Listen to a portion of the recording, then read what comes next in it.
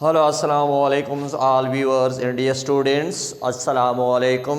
Today I am recording this lecture in Urdu because this test is based on the all types of tests, PST, CT, ACT and DM. So मैंने इसको इस तरह arrange किया है जिसमें class 6 का books government KPK and class 7 का book और क्लास 8 मैथमेटिक्स 8 का बुक कंबाइंड 3 क्लासेस को मैं कंबाइन करके एक एक चैप्टर पर मुकम्मल वीडियो बनाऊंगा ताकि आप इससे पूरा इंफॉर्मेशन हासिल कर सके और मैथमेटिक्स में आप लोगों को कोई प्रॉब्लम ना हो। इस सिलसिले में मैं ये लेक्चर उर्दू में रिकॉर्ड करना चाहता हूँ। इसके अलावा मेरे 2 चैनल हैं, maths with Maqbool and hero and the king of maths Maqbool. 2 channel पर मैं ये अपलोड करूँगा। तो हम स्टार्ट करते हैं रिव्यू एक्सरसाइज इन तीनों क्लासेस का combine the information on the basis of which these groups are drawn is called knowledge, table, data और product. So first of all, what is information? Information, anything we are collected from any type of information, so we are called data.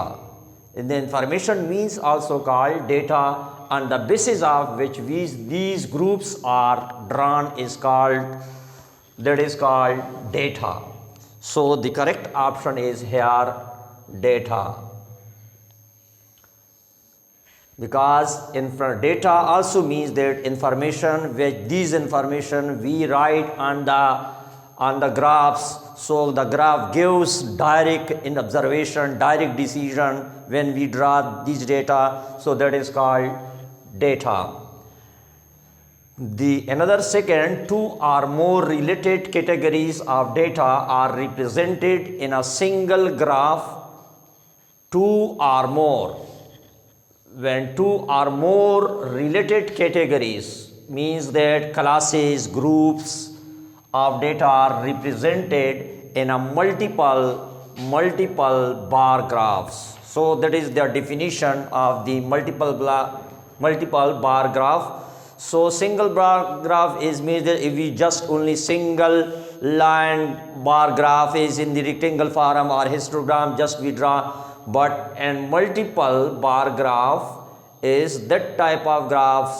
So when different kind of categories related categories are represented by at a time is called multiple bar graph. The third one, the sum of sum means here mathematically we can write sigma, sum of central angle of a pie graph. Pi graph का मतलब ये है कि अगर कोई भी हमारे पास इस तरह का सर्कल हो और हम इसको सेक्टर में तकसीम करें, डिफरेंट सेक्टर में तकसीम करें, तो इसको कहते हैं पाई सर्कल, पाई ग्राफ कहते हैं, पाई ग्राफ। तो पाई ग्राफ का सेंट्रल एंगल जितना भी होगा, क्योंकि ये कंप्लीट सर्कल पूरा करता है, तो इसको हम क्या कहते हैं, पाई। Pi is the name of mathematician, one of the mathematician, William Playfair. He discovered this one. So central angles means here the complete circle is pi is divided into 360 degree. So the correct answer will be 360 degree.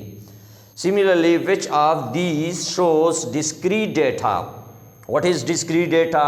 Discrete means shortcut form is countable data, which we can easily count this data. Limited form is called discrete data, or in other words we can say that discrete data is distinct data.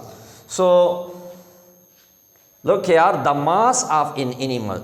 So the mass तो हम तो count तो नहीं कर सकते हैं, अगर एक जानवरों का मास हो तो हम तो इसको काउंट नहीं कर सकते हैं। इसी तरह the number of rooms, so the number of rooms, जहाँ पर भी इस तरह के क्वेश्चन हो, डिस्क्रीट डेटा का जिक्र भी आ जाए, तो आप डायरेक्टली समझ ले कि the number of books in a library, the number of students in a class, the number of flowers in a garden, the number of cars on a road. So these types of question is related with the discrete data. So directly the number of rooms in a hotel is called discrete data. So the number we can count this data, हम इसको शुमार कर सकते हैं. So similarly the length of a chain, तो length भी हम क्या करते हैं, लेंथ भी हमारे पास ये क्या है, लेंथ जो है ये मास जो आ रहा है ये हमारे पास क्या होता है, कंटिन्यूस डेटा होता है जिसको हम काउंट नहीं कर सकते हैं. It is unlimited. So the capacity of water at containers, इसी तरह वाटर को भी हम क्या करते हैं, गिन नहीं सकते हैं. लिहाजा हमारे पास ये क्या है, ये हमारे पास कंटिन्यूस डेटा है. तो आपको ये भी आ सकता है कि the mass of in animal is the example of what, तो आप लिखेंगे continuous data. But here the question is that which of these data shows discrete data? The mass of an animal, the number of rooms in a hotel, the length of a chain, the capacity of water container. So the number of rooms in a hotel, discrete data means that countable data which we can easily count that. So the information that is called discrete data. And dear students, today we have a new lecture for you, that is all types of tests, PST, CT, SAT and DM, Math 6, 7 and 8. और ये lecture मैं उर्दू में record करना चाहता हूँ ताकि आप लोगों को कोई मुश्किल ना हो. इसके अलावा मेरा चैनल जो है maths with Maqbool, and the second channel Hero and King of Maths. So there are the question number 5, the mood of the data 9, 10 up to so on. These data are given. So how we calculate mood? So first of all, mood क्या चीज़ है. mood जो है हमारे पास एक French word है जिसको हम फ्रांसीसी कह सकते हैं. इसका मतलब ये है फैशन. एक्चुअली हम डेली लाइफ में भी हम इस्तेमाल करते हैं कि आपका मूड क्या है, तो हम कह सकते हैं यहाँ पर ये फैशन, इसका मतलब है fashion. Mode is a fashion means fashions which discovered by French. So the mode of the data, mode का मतलब ये हुआ. So in the discrete case, this is called discrete case, the data which is easily countable, so we can count these numbers easily, so that is called discrete data. Ungrouped data we can say that. So in case of mood have the values, the formula we can, first of all you must be remember the formula. Mood, most repeated values, most repeated values, or in other words we can say that most occurrence values.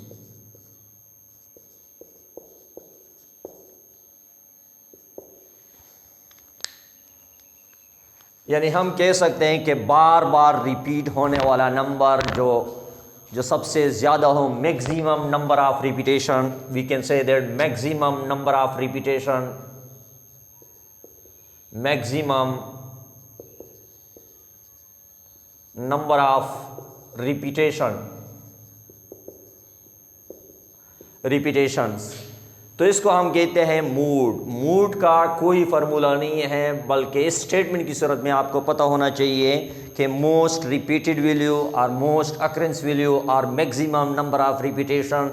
तो ये सबसे पहले discrete case मैंने आपको बता दिया जिसको हम काउंटेबल कर सकते हैं इजीली, तो इसको डिस्क्रीट डेट कहते हैं. तो लिहाजा हमारे पास जो है 9 से लेकर 16 तक हम देखेंगे कि कौन सा वैल्यू जो है वो ज़्यादा रिपीट हो चुका है. तो लिहाजा अगर आप देख लें तो हमारे पास ये 3 इंटीजर जो है 13, ये हमारे पास 3 टाइम्स रिपीटेड है. इसी तरह 15 भी रिपीटेड है और 16 भी रिपीटेड है. तो सबसे ज़्यादा जो है maximum number of repeated, most occurrence repeated value we will take here. So इसका मतलब यह है कि 13 जो है मोस्ट रिपीटेड वैल्यू है. तो हमारा आंसर जो है वो है 13 is the correct answer. Question number 6, the median of the data. Median क्या चीज़ है? ये भी हमारे पास सेंट्रल वैल्यू है तो अरिथमेटिक मीन का वन ऑफ द टाइप्स हैं। There are central tendency, arithmetic mean, harmonic mean, geometric mean. So ये एवरेजेस के टाइप्स हैं। तो इसमें मीडियन भी हमारे पास जो सेंट्रल वैल्यू मालूम करना चाहते हैं तो ये देखिए हमारे पास मीडियन की खसूसियत है। इसमें भी हमारे पास दो किस्म के फार्मूले हैं। अगर डिस्क्रीट केस हो, अनग्रुप डेटा हो, जिस तरह अनग्रुप डेटा ये है, जिस तरह ये था, तो इसके लिए हमारे पास दो फार्मूले हैं। तो मीडियन में खसूसियत ये है कि सबसे पहले आप इसको क्वेश्चन को असेंडिंग और डिसेंडिंग ऑर्डर में लिखेंगे। तो सबसे पहले आप देख लें कि क्वेश्चन में जो डेटा दिया गया है वो क्या असेंडिंग ऑर्डर में मौजूद है और या डिसेंडिंग ऑर्डर में मौजूद है। अगर आप इसकी तरतीब देख ले, देखिए असेंडिंग का मतलब है 1 2 3 up to so on, lowest to highest और हाईएस्ट टू लोएस्ट। इसका मतलब ये है। तो देखिए 23 से हमारा इस तरह ये इसमें कोई भी गड़बड़ नहीं है बल्कि असेंडिंग ऑर्डर में ऑलरेडी मौजूद है। तो देखिए अब ये असेंडिंग ऑर्डर में जब मौजूद है तो दूसरा स्टेप आपने देखना है कि नंबर ऑफ ऑब्जर्वेशन कितने हैं। तो आप इसको गिन लेंगे तो 1 2 3 4 5 6 7 8 9 10। इसका मतलब है हमारे पास नंबर ऑफ ऑब्जर्वेशन जो है वो हमारे पास 10 है, जिसको हम इवन नंबर कहते हैं, इवन नंबर। तो इवन नंबर के लिए हमारे पास मीडियन में हमारे पास फार्मूला है। मीडियन का फार्मूला मैं लिखता हूँ, median is equal to 1/2 n/2 n means nth plus n+2 divided by 2। This is the formula for the even numbers. इसका भी शॉर्टकट मेथड मैं बता रहा हूँ, लेकिन पहले ये सोल्यूशन की तरह हम चलते हैं। तो देखिए हमारे पास 1/2 और n हमारे पास है 10 डिवाइडेड बाई 2 प्लस यहाँ पर भी 10 प्लस 2 डिवाइडेड बाई 2। सो 1/2 यहाँ पर कैंसिल करेंगे, यहाँ पर फिफ्थ आ जाए, इसका मतलब है फिफ्थ टर्म, यहाँ पर 12 आ जाएगा, 12 प्लस 2 डिवाइड वी गेट 6। इसका मतलब है फिफ्थ वैल्यू और 6 वैल्यू। ये हमारा आंसर नहीं है कि 5 + 6 आप करें, ये गलत है। तो अब इसका मतलब ये होता है कि आपने फिफ्थ वैल्यू जो है आपने ये लेना है 1 2 3 4 5। मतलब है एक हमारे पास 45 हो गया और दूसरा भी 45 हो गया। तो ये दो वैल्यू हम क्या करेंगे, प्लस करेंगे। हमारे पास आ जाएगा 1/2 45 प्लस 45। तो ये हमारे पास 90 divided by 2 is equal to 45। तो 45 आंसर हमारे पास करेक्ट आंसर है। तो हम टिक करेंगे कि answer third is the correct answer. इसके लिए तो ये मैंने फार्मूला इस्तेमाल कर दिया। इसका शॉर्ट ट्रिक ये है कि आप इसको काउंट कर लेंगे। ये हमारे पास 10 ऑब्जर्वेशन है, तो इसका मतलब है 4 इधर डिवाइड करेंगे, 4 इधर डिवाइड करेंगे, हमारे पास ये भी 4 हो जाएगा और ये भी 4 हो जाएगा। 8 दरमियान में जो दो हिंद से आ जाएंगे, इंटीजर आ जाएंगे, इसको आप प्लस करेंगे, 2 पर डिवाइड करेंगे, जिस तरह हमने ये कर दिया। 45 जमा 45 we get 90 divided by 2 we get 45 degree. मुझे उम्मीद है कि आप ये समझ गए होंगे। तो question number 7, which of these graphs charts is suitable when we want to show a data is changing over time? So look here, and every question is logical. ये आपसे कह रहा है कि वो कौन सा ग्राफ है चार्ट से सूटेबल है when according to the time, जब सीज़न चेंज हो रहा है, टाइम में चेंज हो रहा है, तो कौन सा हम इस्तेमाल कर सकते हैं। इसमें bar graph no, bar graph is जब चेंज होता है तो टाइम ये इस्तेमाल नहीं होता है।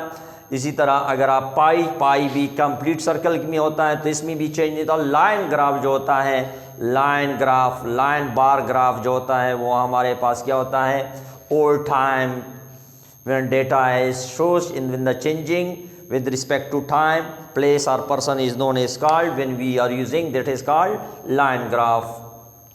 So question number 8, the term discrete means, we have already discussed this one. Discrete means distinct elements. Discrete means here distinct elements, distinct. So option C is correct. The term discrete, which is countable, limited term, so that is called distinct elements. How likely something is to happen is known as called probability. That is the definition of probability.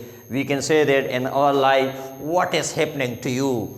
So it is likely to rain today, so that is happening. So we will discuss, and further probability has two basic meaning. One is quantitative measure of uncertainty, and the second is degree of belief. How percent you are satisfied from your result. So probability has two basic meanings. One is degree of belief, and the second is quantitative measure of uncertainty. So look here, how likely something is happen in your life.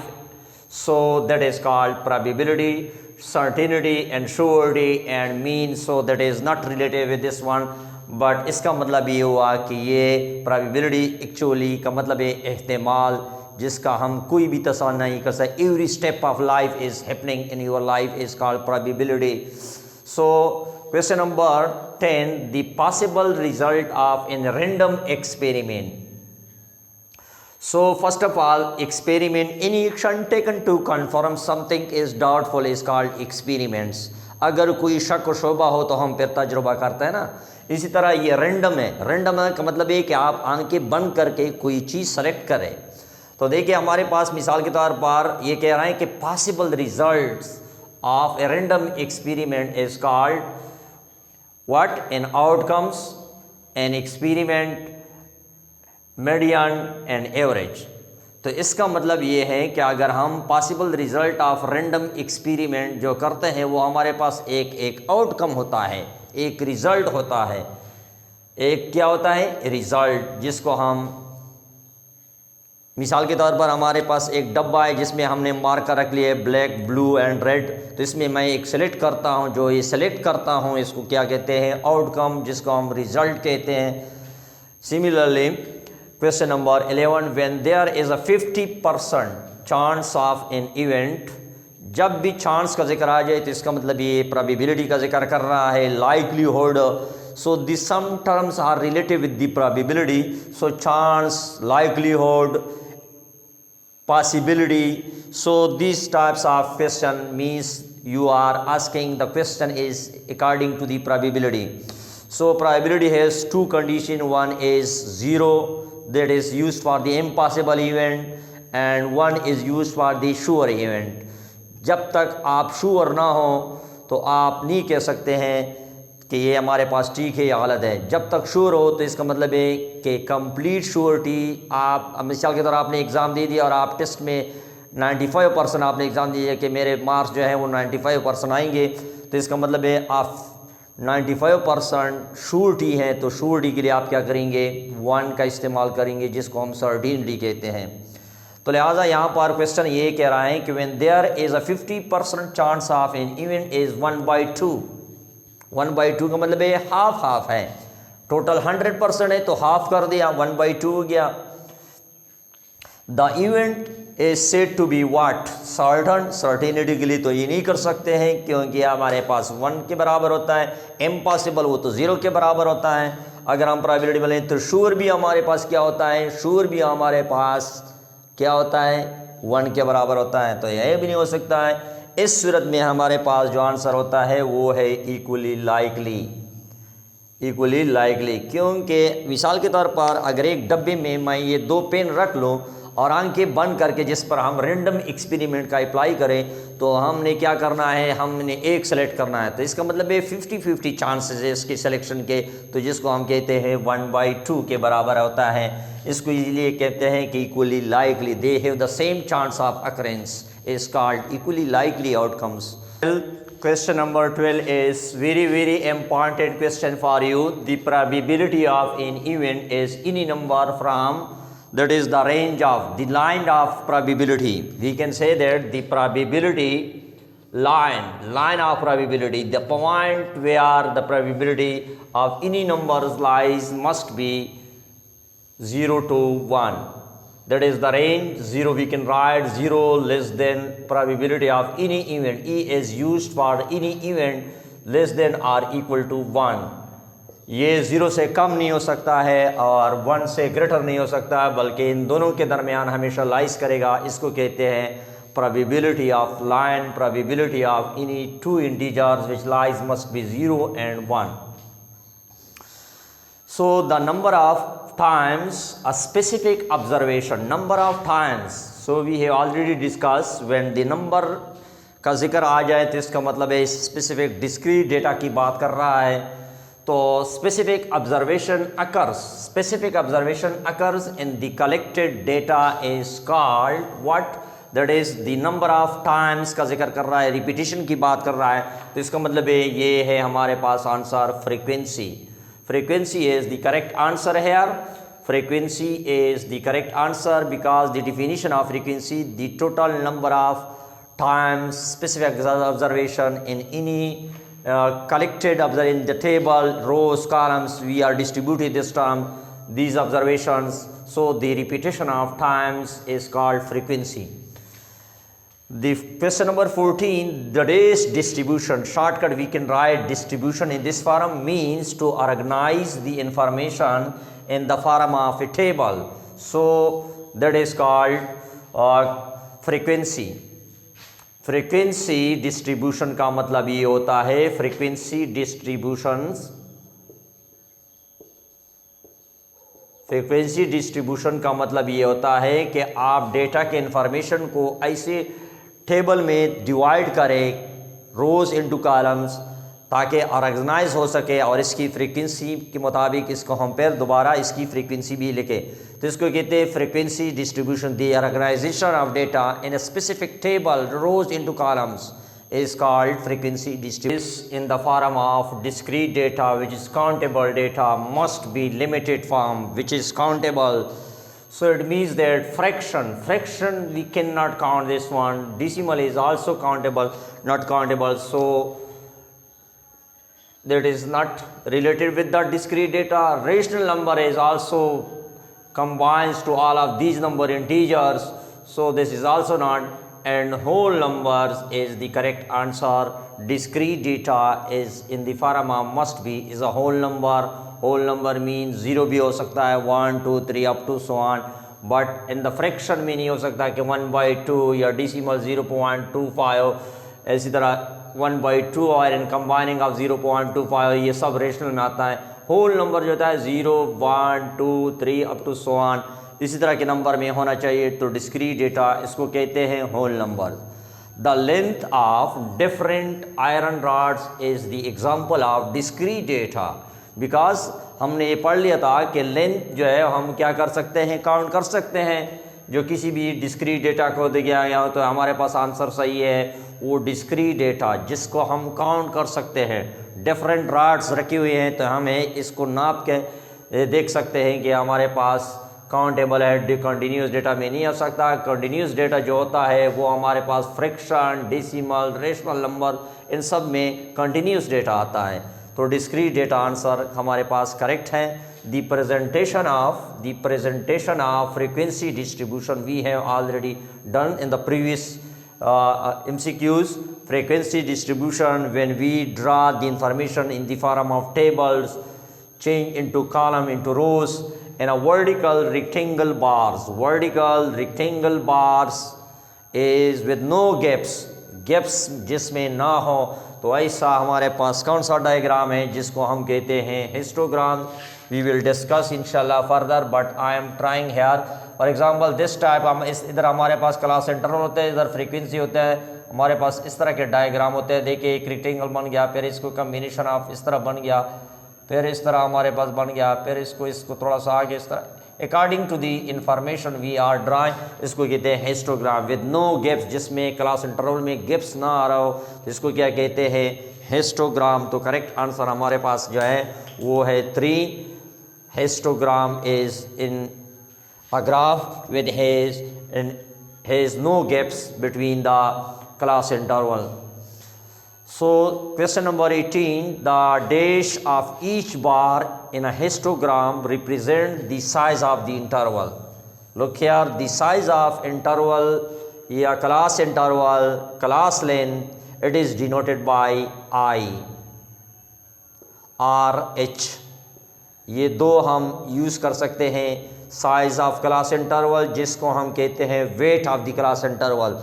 आप देख सकते हैं इन choice में अगर 8 हैं तो इसका नाम है हमारे पास सेकेंड ऑप्शन, करेक्ट ऑप्शन ये है हमारे पास ईच बार जो भी है साइज़ ऑफ इंटरवल, इसके लिए हमारे पास दूसरा नाम जो होता है वो है वेट, जिसको हम नोटेशन देते हैं आई और एच से हम डिनोट करते हैं। आगे बढ़ते हैं हम, क्योंकि हमने ये सारे जो MCQs लिए हैं ये क्लास 6, 7, 8 इसको एट ए टाइम एक चैप्टर, लास्ट चैप्टर जो होता है डेटा मैनेजमेंट हैंडलिंग पॉइंट जो होता है जो स्टैटिस्टिक्स से रिलेटेड है, मैंने इसको अरेंज किया है। इसको हल करने की कोशिश करते हैं पहले रिव्यू एक्सरसाइज को, फिर आगे इंशाल्लाह टॉपिक से हम एक एक बनाएंगे, तो इंशाल्लाह आपको बड़ा फ़ायदा होगा। इसको चैनल को सब्सक्राइब भी करें और साथ साथ दोस्तों में भी डिस्ट्रीब्यूट करें, आप लोगों की बड़ी मेहरबानी होगी। हम आगे चलते हैं। Question number 19, MCQs number 19, 2 events that are not occur at the same time. So look here, 2 events are said to be occur at the same time, they cannot occur to each other, that is called mutually exclusive events. Option C is the correct option. For example, we can say that if A and B are any 2 events that cannot occur at the same time, if we toss, both are not come at the same time, so that is called, for example, coin. If we toss a coin, so we will take toss a coin, so it must be head appear or tail appear, so they cannot occur at the same time both, so that is called mutually exclusive events. Question number 20, events is not affected by the previous event. For example, if A and B are any 2 events, the one is appeared, the second does not affect the others, so that is called independent events. 2 events are said to be independent events if they cannot occur at the same time. They are not affected by the first one, that is called independent events. The formula to find the standard deviations. Standard deviations एक हमारे पास variance है जो data में क्या करता है, variation लाता है मीन के ज़रिए।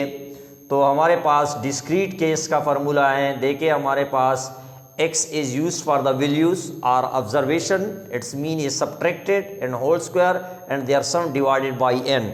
So this formula is correct for the discrete standard deviations.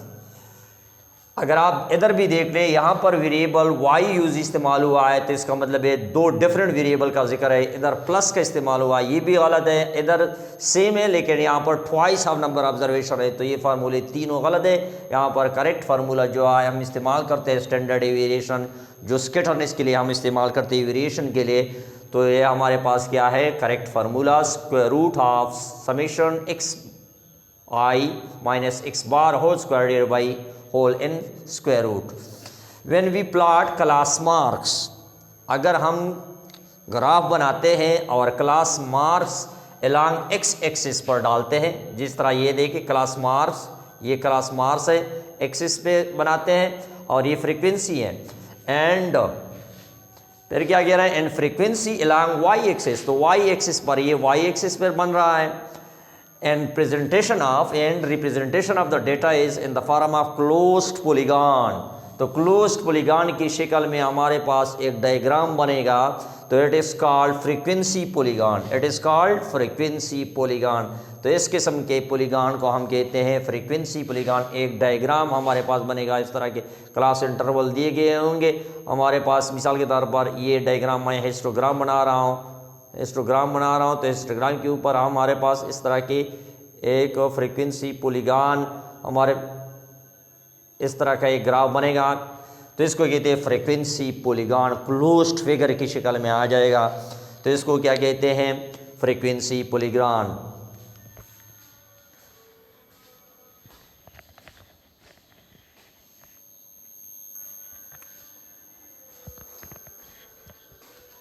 Question number 23 is also very important. The difference between the highest and the lowest value of the data of any information is called range. That is called range.